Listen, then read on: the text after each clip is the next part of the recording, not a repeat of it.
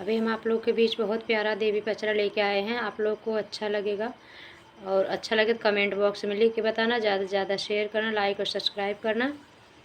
अपनी छोटी बहन को भी हौसला बढ़ाओ और आप लोग बढ़ाओ। आप लोग पे पूरी उम्मीद है मेरी। आप लोग यूट्यूब फैमिली हमारी है। यूट्यूब पे आप लोग का स्वागत है, आपके चैनल पे आपका स्वागत है। जय माता दी। अपना प्यार दुलार भरपूर देना, मन लगा के सुनना, पूरे वाच तक वीडियो देखना। कवने विधि पूजवा करऊँ सातों बहिनी, सपने में दे तू न बताई हो माँ। कवन विधि पूजवा करऊँ सातों बहिनी, सपने में दे तू न बताई हो माँ।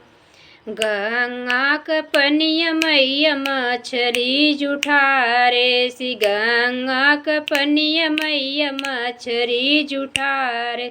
कवने विधि जलवा चढ़ाई हो माँ। कवने विधि पूजवा करऊँ सातों बहिनी, सपने में दे तू न बताई हो माँ। गैया का दूधवा मैया बछड़ा जुठारे, गैया का दूधवा मैया बछड़ा जुठारे। कौन विधि दहिया चढ़ाई हो माँ। कवन विधि पूजवा करऊँ सातों बहिनी, सपने में दे तू न बताई हो माँ। कवन विधि पूजवा करऊँ सातों बहिनी, सपने में दे तू न बताई हो माँ। बेली क फूलवा मैया भंवरा जुठारे, से बेली क फूलवा मैया भंवरा जुठारे। कवन विधि हरवा चढ़ाई हो माँ। कवन विधि पूजवा करऊँ सातों बहिनी, सपने में दे तू न बताई हो माँ। कवन विधि पूजवा करऊँ सातों बहिनी, सपने में दे तू न बताई हो माँ। गेहुआ क बलिया मैया सुगना जुठारे, सी गेहुआ क बलिया मैया सुगना जुठारे। कवन विधि रोटवा चढ़ाई हो माँ।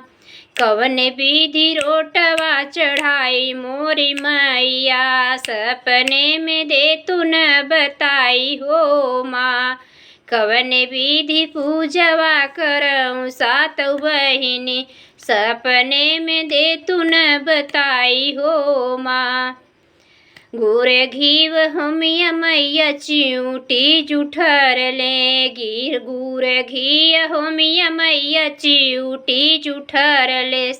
कवन विधि हवनी करी हो माँ। कौन विधगियारी करी हो मोरी मैया, सपने में दे तू न बताई हो माँ।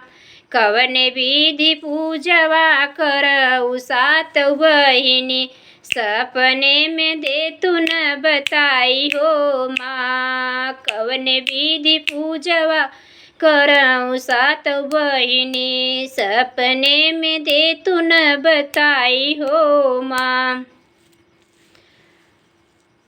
नमो नमो विंदेश्वरी, नमो नमो जगतम। संत जनों के काज में माँ करती नहीं विलम्ब। जय माता दी। आप लोग पर माता रानी कृपा बनी रहे। अपने छोटी बहन को प्यार दुलार आशीर्वाद, बहुत मन लगा के सुनना आप लोग ये देवी पचरा। भक्त क्या पूछ रहा है माता रानी से। धन्यवाद।